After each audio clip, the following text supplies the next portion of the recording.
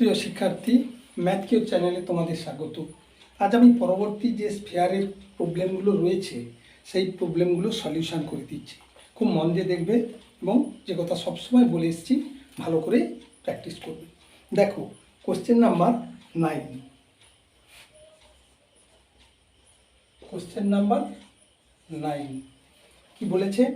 3 semi, 4 semi ও 5 semi দৈর্ঘ্যের ব্যাসার্ধের 3টি নিরেট তামার গোলক গলিয়ে একটি নিরেট বড় গোলক তৈরি করা হলো। বড় গোলকটির ব্যাসার্ধের দৈর্ঘ্য হিসেব করে লিখি। বলছে 3টে ছোট গোলক থেকে গলিয়ে একটি নিরেট বড় গোলক তৈরি করা হয়েছে। বেশ, ছোট গোলকগুলো আমরা ডায়াগ্রামের আকারে লিখে নিতে পারি। একটা 3 সেমি, আরেকটা 4 সেমি, তার থেকে একটু বড় 4 সেমি, আর আরেকটা 5 সেমি, আর একটু বড়, কেমন, আরও একটু বড়, এরকম 5 সেমি। বুঝা গেল? 5 সেমি, 4 সেমি এবং 3 সেমি। এই 3টে গোলককে গলিয়ে একটা বড় গোলক তৈরি করেছে। কেমন? এই বড় গোলকের ব্যাসার্ধ আর ধরলাম, গলিয়ে একটি নিরেট বড় গোলক তৈরি করা হলো। বড় গোলকটির ব্যাসার্ধের দৈর্ঘ্য হিসেব করে লিখি। মানে এই আর সমান কত, এইটা বের করতে হবে, কত সেমি। প্রিয় শিক্ষার্থী, একদম সোজা, কারণ এই গোলকগুলোর আয়তন আমরা ফর্মুলা জানি। প্রথম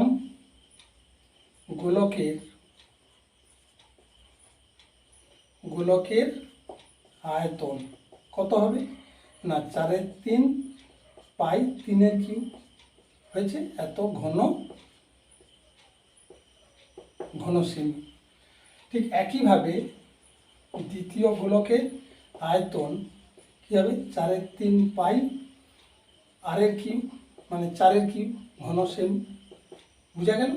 এবং তৃতীয় গোলকের আয়তন 4/3 পাই 5³ এত ঘন সেমি। বুঝা গেল? এবার 3টি গোলকের মোট আয়তন তাহলে আমরা যোগ করে দেবো, সহজ ব্যাপার। তাহলে 3টি গোলক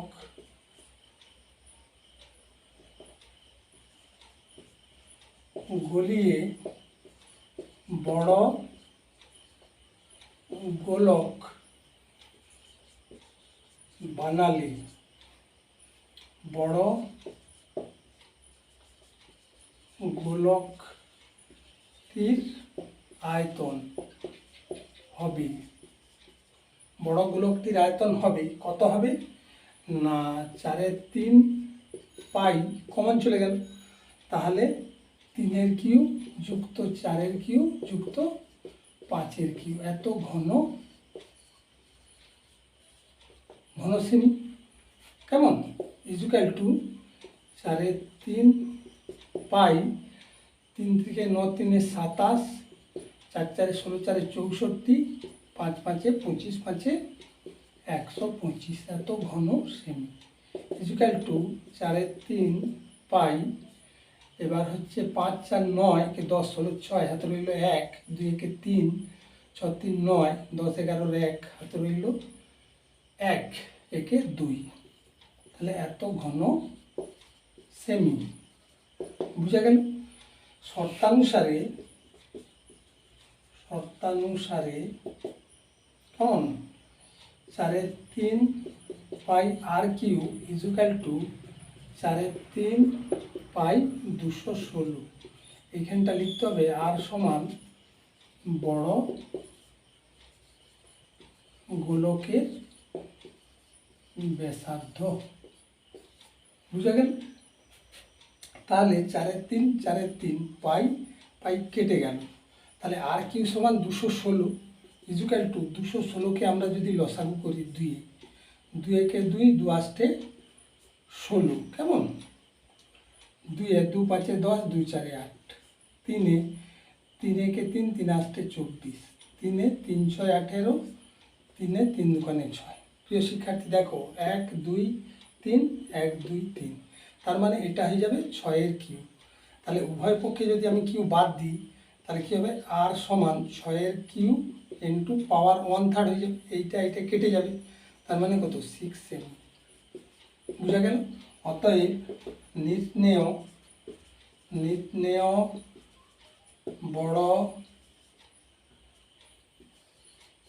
গোলকটির ব্যাসার্ধ 6 সেমি, এইটাই অ্যান্সার হয়ে যাবে। বুঝা গেল? এবার নেক্সট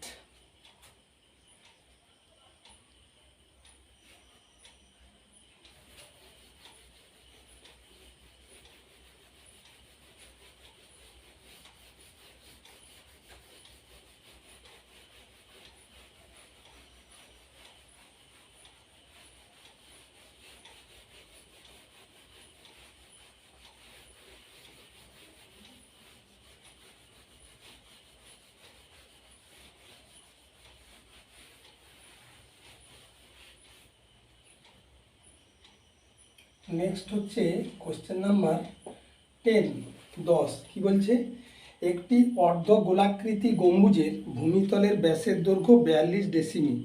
গম্বুজটির উপরিতল রং করতে প্রতি বর্গমিটার 35 টাকা হিসেবে কত খরচ পড়বে হিসেব করে লিখি। বেশ, একটি অর্ধ গোলাকৃতি গম্বুজের ভূমিতলের ব্যাস দিচ্ছে 42 ডেসিমি। তার মানে কি, গম্বুজটা এই ধরনের, বুঝা গেল?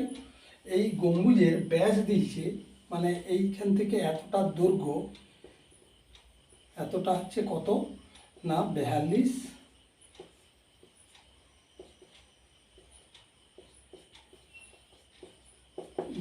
ডেসিমিটার বলেছে। 42 ডেসিমিটার। গম্বুজটির উপরিতল রং করতে প্রতি বর্গমিটার 35 টাকা। তাহলে ডেসিমিটারকে মিটার করতে হলে কি করতে হবে না, আমরা জানি মিলি, সেন্টি, তারপর ডেসি, তারপরে মি। তার মানে কি উপর থেকে নিচে 10 দিয়ে কি হয়ে যাবে, ভাগ হয়ে যাবে। তাহলে ব্যাস ইকুয়াল টু 42 ডেসিমি সমান 42/10 এত কি হয়ে যাবে মি। তাহলে ব্যাসার্ধ ইকুয়াল টু 42/20, 2 × 4, 2 × 2, 2 × 2 0। তার মানে হয়ে যাচ্ছে কত 21/10 এত মিটার। কিসের না, এই ব্যাসার্ধটা তাহলে কত হলো না 21/10 মিটার। এবার এই বক্রতলের যে ক্ষেত্রফল সেটা কি হবে, অতএব অর্ধ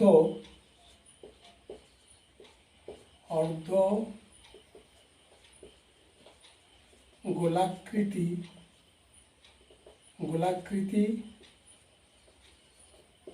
গম্বুজের ক্ষেত্রফল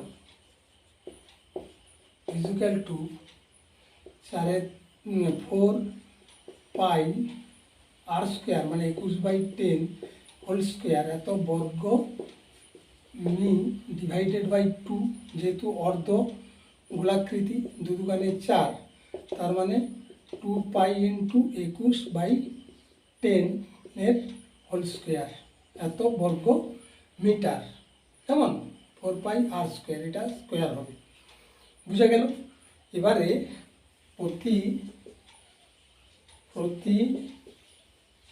অতএব প্রতি বর্গ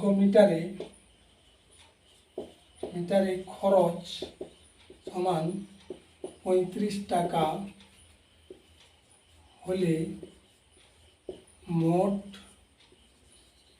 খরচ হবে, কত খরচ হবে 2 ইন্টু পাই মানে 22/7 ইন্টু আর স্কোয়ার মানে 21 ইন্টু 21/10 ইন্টু হচ্ছে 35। বুঝা গেল? এত টাকা ইকুয়াল টু 7 দিয়ে কাটাকাটি যাবে, 7 × 3 = 21, আর কত দিয়ে যাবে না 5 × 7 = 35, 5 × 2 = 10, 0, 2 দিয়ে কাটলে 2 × 1 = 2, 0, আর যাবেনি, তাহলে 3 দুগুণে 6, 3 দুগুণে 6 ইন্টু কত হচ্ছে 21 ইন্টু 7/10 এত টাকা ইকুয়াল টু, আমরা একটু ক্যালকুলেটারে হিসেব করে নেব, এটা হচ্ছে 66 ইন্টু 21 ইন্টু 7 ইকুয়াল টু 970 টাকা 20 পয়সা। বুঝা গেল? এইটাই অ্যান্সার হবে। তাহলে মোট খরচ কত পড়বে রং করতে? প্রতি বর্গ মিটারে খরচ 35 টাকা হলে মোট খরচ হবে কি গম্বুজটি রং করতে। তাহলে এখানে লিখতে হবে অতএব গম্বুজটি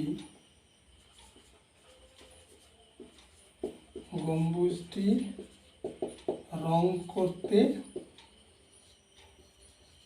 খরচ হবে 970 টাকা 20 পয়সা। এইটাই অ্যান্সার। বুঝা গেল?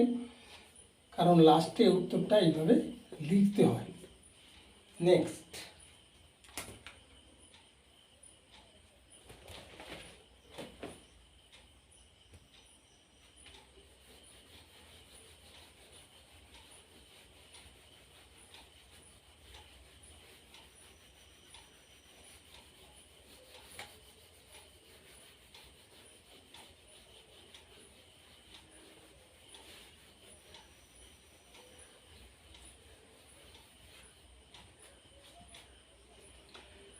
বলেছে কোশ্চেন নাম্বার 11।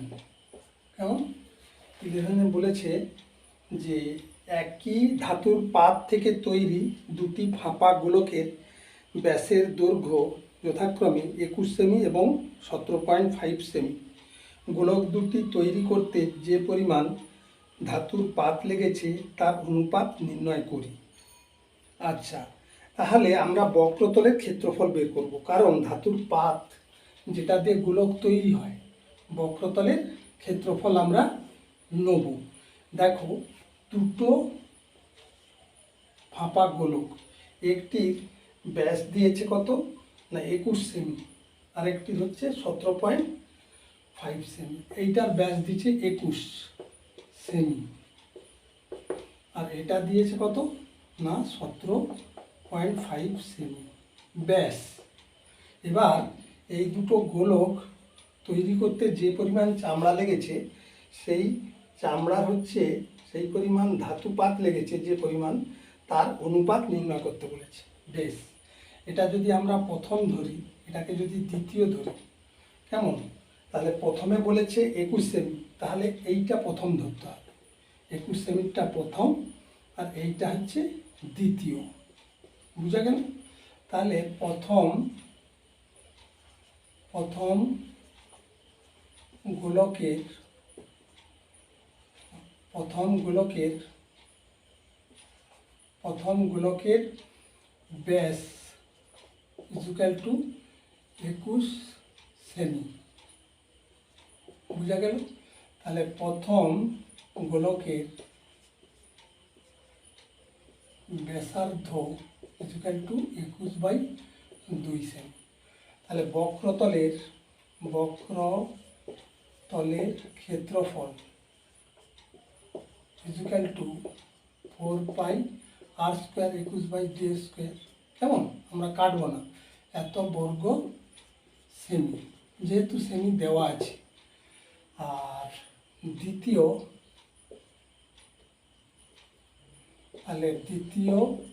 গোলকের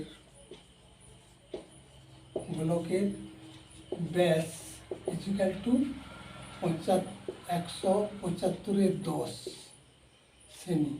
দশমিক তুলে দিয়েছি, তাহলে একটা শূন্য হবে। তাহলে ব্যাসার্ধ হবে কি হবে 175/10 ইন্টু 2, তার মানে 20 সেমি। সুতরাং বক্রতলের বা বক্রপৃষ্ঠের ক্ষেত্রফল কি হবে না, ক্ষেত্রফল ইকুয়াল টু 4πr², মানে 175/20 তার স্কোয়ার, এত বর্গ সেমি। অতএব নির্ণেয় অনুপাত ইজুকাল টু, প্রথমটা হচ্ছে 4π21/4 হোল স্কোয়ার, এইটা কেমন, আর দ্বিতীয়টা হচ্ছে 4π175/20 হোল স্কোয়ার। বুঝা গেল? এটা কেটে যাবে, কেটে গেলে এখানে থাকতেছে কত না 21 × 21/4 × 4, সরি এখানে ভুল লেখা হয়েছে 4πr², এটা কিন্তু 2r² হবে। দেখেছো প্রিয় শিক্ষার্থী, একটু অন্যমনস্ক হলেই ভুল হয়ে যাচ্ছে, খুব সাবধান। তাহলে 2 × 2, বুঝা গেল? আর এটা উল্টি গেলে হয়ে যাচ্ছে 20 × 20 ডিভাইডেড বাই 175 × 175, আর অনুপাতের কোনো ইউনিট নেই, বর্গ সেমি কেটে যাবে। এবারে আমরা কাটাকাটি করব। 2 দিয়ে যদি কাটি 10 হবে, 2 দিয়ে যদি কাটি এটা কেটে হয়ে গেলে 10 হবে, বুঝা গেল? এবার 5 দিয়ে যদি কাটি, 5 দুগুণে 10, 5 3 15, একে 5 2 7, তাহলে 5 5 25, 5 দুগুণে 10 আর 5 3 15, 5 5 25 হয়েছে। 7 5 35, 7 3 21, 7 5 35, 7 3 21, তাহলে অনুপাত কি থাকলো 3 3 9, 4 36, 5 5 25, তাহলে উপরে আছে 36, নিচে আছে কত 25, ইকুয়াল টু 36:25, এইটা অ্যান্সার হয়ে যাবে। কেমন? তাহলে যে পরিমাণ পাত লাগে তার অনুপাত হচ্ছে কি না 36:25। এরপরে আমরা কি করব, পরের প্রবলেমে যাব। পরের প্রবলেম বলেছে কি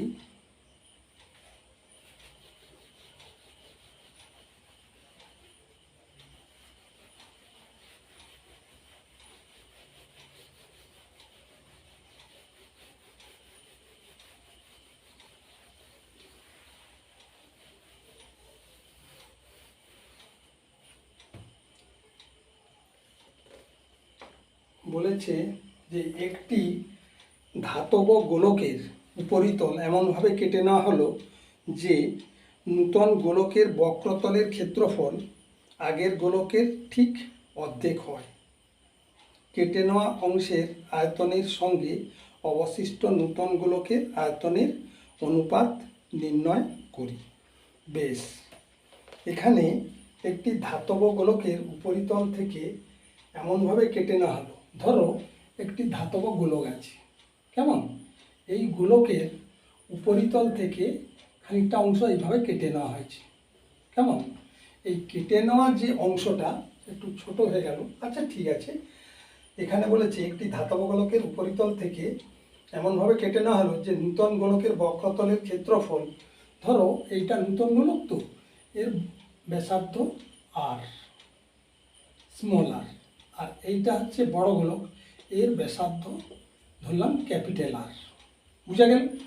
এবারে কি হয়েছে, আচ্ছা কেটে নেওয়া হলো যে অর্ধেক হয়, মানে এই গোলকের বক্রতলের ক্ষেত্রফল যেন অন্য গোলকের অর্ধেক হয়ে যায়, মানে এই বড় গোলকের অর্ধেকটা হয়ে গেছে এই ছোট গোলকের বক্রতলের ক্ষেত্রফল। আচ্ছা, কোশ্চেন নাম্বার 12, মনে করি কেটে নেওয়া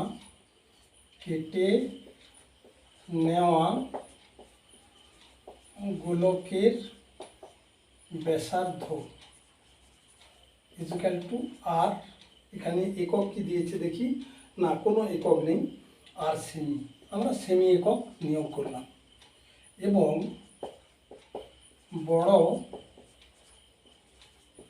গোলকের ব্যাসার্ধ ক্যাপিটাল আর সেমি, বুঝা গেল? আমরা ধরে নিলাম। তাহলে কেটে নেওয়া গোলকের বক্রতল কেটে নেওয়া, সুতরাং কেটে নেওয়া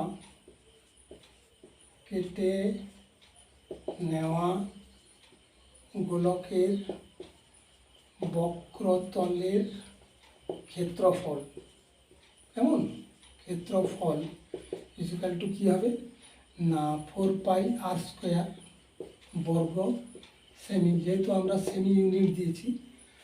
আর বড় গোলকের বক্রতলের ক্ষেত্রফল ইকুয়াল টু 4πR² বর্গ সেমি, কেমন, 4πR²। এবারে শর্তানুসারে কি বলেছে না 4πr², 4πr² equal to half of 4πR²। এইটা খুব মন দিয়ে দেখতে হবে। এখানে বলেছে যে কেটে নেওয়া হলো যে নূতন গোলকের বক্রতলের ক্ষেত্রফল আগের গোলকের অর্ধেক হয়, হাফ হয়ে গেছে, আমরা হাফ করে দিয়েছি। তাহলে এইটা কেটে গেলে কত হচ্ছে 2, আর এই পাই কেটে গেল। এবার 2 দিয়ে যদি এ পাশে কাটি 2 দুগুণে 4, প্রিয় শিক্ষার্থী এটা 2 দিয়ে ভাগ করলে সেই কেটে যেত। তাহলে বা এখানে small r² equal to capital R²/2, এটা থেকে যাচ্ছে, এটা 1 নম্বর সমীকরণ। এটা একটা শর্ত আমরা পেলাম। এরপরে আমরা কি করব, বলছে যে কেটে নেওয়া অংশের আয়তনের সঙ্গে, কেমন, কেটে নেওয়া অংশের আয়তনের সঙ্গে অবশিষ্ট নূতন গোলকের আয়তনের অনুপাত নির্ণয় করি। আচ্ছা বেশ, কেটে নেওয়া অংশের আয়তনের সঙ্গে, তাহলে প্রথমে এর আয়তনটা কত ছিল, আচ্ছা প্রথম বড় গোলকের আয়তন কত ছিল না 4/3 পাই ক্যাপিটাল R²। এবার কেটে নেওয়া হয়েছে কত, কেটে নেওয়া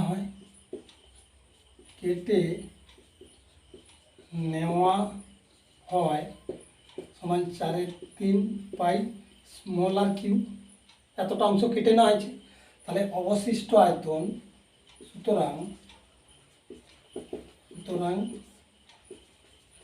অবশিষ্ট আয়তন equal to 4/3 pi capital R³ minus 4/3 pi small r³।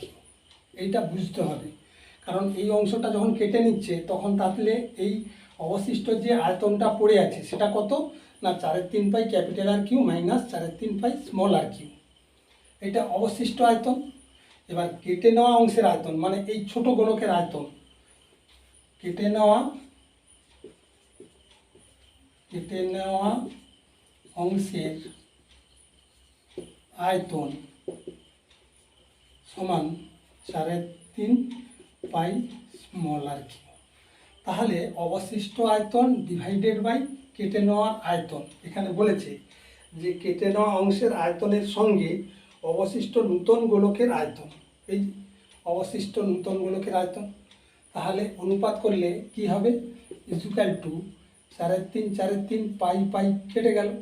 তাহলে এখানে থাকতেছে, এখানে কাটার একটু অসুবিধে, একটু আরেকটা লাইন আমাদের করতে হবে, কারণ 4/3 পাই কমন নিয়ে নেব, একবারে সিম্পল ব্যাপার। 4/3 পাই কমন নিয়ে নিলে এখানে থাকতেছে capital R³ minus small r³, কেমন, capital R³ minus small r³, আর এখানে থাকতেছে কি না 4/3 পাই স্মল r³, এইটা থাকতেছে। এবার 4/3 পাই কেটে গেলে আমাদের কি থাকতেছে, এই অংশটা থাকতেছে, এটা 2 নম্বর অংশ, কেমন। এবার আমরা কি করব না 1 নম্বর অংশে একটু অন্য করে ভাগ করে নেব। এইটা 1 নম্বরটাকে একটু ক্যালকুলেশন আর একটু বাড়িয়ে নেব। কীরকম না এখানে যেমন আমরা পেয়েছি R² ইকুয়াল টু, প্রিয় শিক্ষার্থী এইখানটা একটু লক্ষ্য করো, 2 বা 2r² রুট করলে কি হয় ক্যাপিটাল আর, বুঝা গেল? বা √2 * r = ক্যাপিটাল আর। এই যে এইখান থেকে r² = 2 স্মল r স্কোয়ার, তাহলে r সমান কী হবে? √2 small r square, small r স্কোয়ারের রুট করলে r হয়ে যাচ্ছে, আর √2 রয়ে গেল। এইটা হচ্ছে ক্যাপিটাল আর। এই অংশটা আমাদের এইখানটা পুট করতে হবে। তাহলে আমরা পাচ্ছি কি না, r³ এই অংশে করে দিচ্ছি ক্যাপিটাল r³ মানে না √2³ * r³ মাইনাস r³ বুঝা গেল, বাই নিচে থাকতেছে স্মল r³ = এখানে √2³ মানে কি, দুটো √2 মানে 2√2 বুঝা গেল, মাইনাস r³ যদি আমরা কমন নিয়ে নিই তাহলে 2√2 - 1/r³। এই r³ কেটে যাবে, তাহলে কি থাকলো না 2√2 - 1/1। তাহলে কি হলো, অতএব নির্ণেয় অনুপাত = 2√2 - 1:1। এইটা অ্যান্সার হয়ে যাবে। প্রিয় শিক্ষার্থী, এইখানটা একটু ক্যালকুলেশনটা নিজেরা ঠিকঠাক করে নেবে, আমি করে দিয়েছি যতটা সম্ভব, তোমরা আরেকবার প্র্যাকটিস করে নেবে, দেখবে ব্যাপারটা ইজি হয়ে যাবে। কেমন? এরপরে আমরা নেক্সট প্রবলেমে যাব, কিন্তু তার আগে একটা কথা বলি, এই ধরনের যে জটিল পরিমিতিগুলো রয়েছে এগুলো কিন্তু খুব মন দিয়ে প্র্যাকটিস করবে, নাহলে কিন্তু এগুলো পরীক্ষার হলে করা খুব টাফ পেপার হয়ে যায়। কেমন? এরপর আমরা পরের প্রবলেমে যাচ্ছি।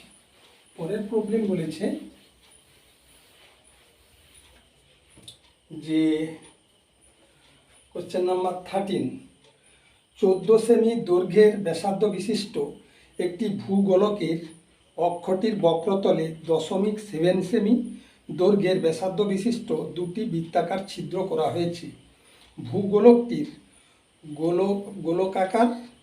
গোলাকার অংশের ধাতব পাতের ক্ষেত্রফল হিসেব করে লিখি। এটা নতুন ধরনের, একদম খুব মন দিয়ে দেখবে, নাহলে এগুলো খুব টাফ। ব্যাপারটা বলেছে কি, একটা ভূগোলক আছে এরকম, কেমন, এরকম একটা ভূগোলকের উপরে দুটো গোলাকার ছিদ্র করে নিয়েছে। কেমন? এই দুটো ছিদ্রের ব্যাসার্ধ দিয়ে দিয়েছে যে 0.7 সেমি, এটারও 0.7 আর এরও ব্যাসার্ধ 0.7, এরকম দুটো ছিদ্র করে নিয়েছে। কেমন?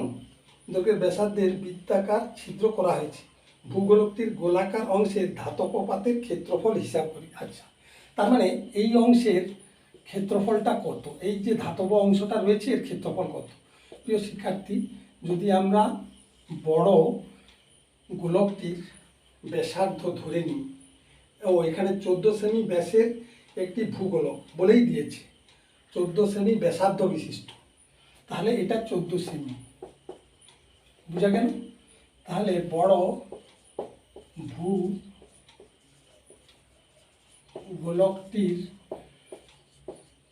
ব্যাসার্ধ সমান 14 সেমি। কেমন? আচ্ছা, উক্ত ভূগোলকটির ক্ষেত্রফল সমান 4πr², মানে 14² এত বর্গ সেমি। বুঝা গেল? এটা তো অত্যন্ত সহজ, 4πr² বর্গ সেমি। এবার একটি ছোট ছিদ্রের ক্ষেত্রফল কি হবে? = এই যে ছিদ্র, এই ছিদ্র কিন্তু πr², প্লেন বৃত্তের মতো, কি প্লেন বৃত্তের মতো ছিদ্র করা হয়েছে, তাহলে কি হবে না π × r² মানে 7/10 এর হোল স্কোয়ার × 2, যেহেতু দুটো আছে তাহলে এখানে আমরা দুটি করে দিই, দুটি ছোট ছিদ্রের ক্ষেত্রফল, তাহলে কত দাঁড়াবে? এত বর্গ সেমি = π × 7/10 এর হোল স্কোয়ার ইন্টু 2 বর্গ সেমি। কেমন? এবারে আমরা কি করব, অতএব নির্ণেয়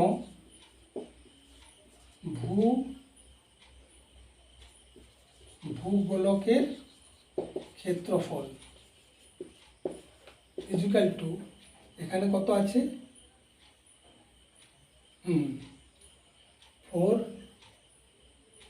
ইন্টু 2, তাহলে 4 ইন্টু পাই আর স্কোয়ার মানে 14 স্কোয়ার মাইনাস কী হবে, pi into 7/10 whole square into 2 এত বর্গ সেমি ইকুয়াল টু, এখানে পাই কমন চলে আসবে, 22-এর 7 কমন নিয়ে নিলাম, তাহলে 4 ইন্টু 14 ইন্টু 14 মাইনাস এখানে থাকতেছে 7 7 49 49, কেমন, 49 ইন্টু 2/100 এত বর্গ সেমি ইকুয়াল টু 22-এর 7 ইন্টু, আমরা যদি একটু ক্যালকুলেশন করে নিই তাহলে দাঁড়াবে 14 into 14 into 4 equal to 14 into 14 into 4 মানে 784। তাহলে এটা হচ্ছে 784 মাইনাস 2 লং 18 8, 4 2 8 কে 9, এটা বাই 100 এত বর্গ সেমি ইকুয়াল টু 22-এর 7 ইন্টু, এটা হবে 78400 মাইনাস 98/100 এত বর্গ সেমি ইকুয়াল টু, নিচে থাকতেছে 700 আর উপরে 22 ইন্টু, এটা যদি মাইনাস করা যায় তাহলে 78400 আর 98 আর 2 10 10 মিলে গেল 0 3 7 8 78302 78302/100 এত বর্গ সেমি ইকুয়াল টু হয়ে যাচ্ছে, আমরা যদি ক্যালকুলেশন করি 78302 into 22 equal to this divided by 700 equal to হয়ে যাচ্ছে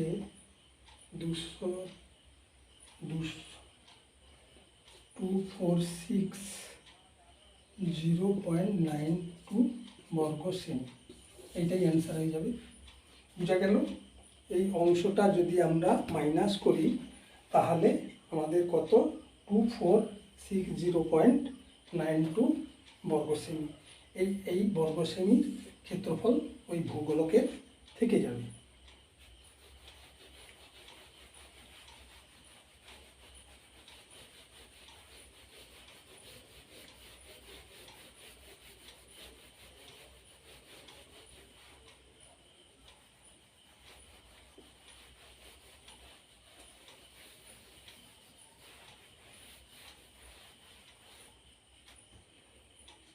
লাস্ট প্রবলেম 14, এটা লাস্ট কোশ্চেন আছে যে 8 সেমি দৈর্ঘ্যের ব্যাসার্ধের একটি নিরেট লোহার গোলককে গলিয়ে, আচ্ছা 8 সেমি দৈর্ঘ্যের ব্যাসার্ধ, ঠিক আগের মতোই একটা গোলক আছে এরকম 8 সেমি ব্যাসার্ধ, কেমন, 8 সেমি ব্যাসার্ধের একটি নিরেট গোলক, তাকে গলিয়ে কী করেছে না 1 সেমি দৈর্ঘ্যের ব্যাসার্ধের কয়েকটি নিরেট গুলি তৈরি করা হবে নির্ণয় করে। বেশ, এর থেকে ছোট ছোট এরকম অনেকগুলো গুলি বানানো হচ্ছে যার ব্যাসার্ধ 1 সেমি।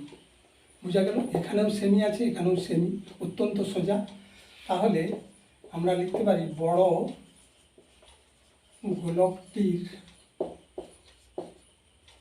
ব্যাসার্ধ সমান 8 সেমি। সুতরাং বড়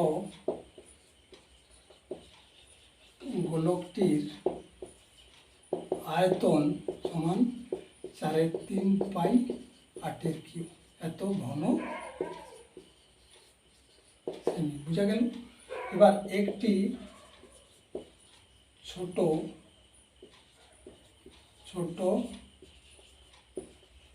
গোলকের আয়তন কি হবে না 3.5 পাই 1/3 এত ঘন সেমি।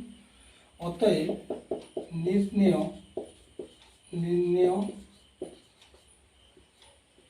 গোলকের সংখ্যা ইকুয়াল টু বড় গোলকের আয়তন ডিভাইডেড বাই একটি ছোট গোলকের আয়তন। কেমন? একটি ছোট গোলকের আয়তন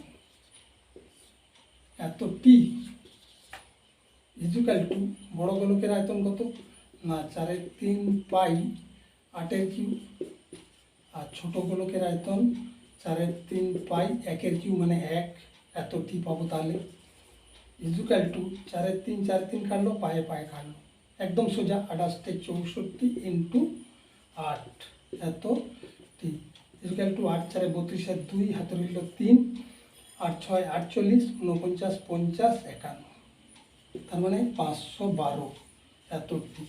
এইটাই অ্যান্সার হয়ে যাবে। তাহলে প্রিয় শিক্ষার্থী, এই গোলকের চ্যাপ্টার আজকের এখানেই শেষ। পরে আবার নতুন অংশ নিয়ে তোমাদের কাছে আসবো। আশা করি খুব মন দিয়ে প্র্যাকটিস করবে। আজ এখানেই শেষ করছি। অবশ্যই আমার চ্যানেল সাবস্ক্রাইব করবে।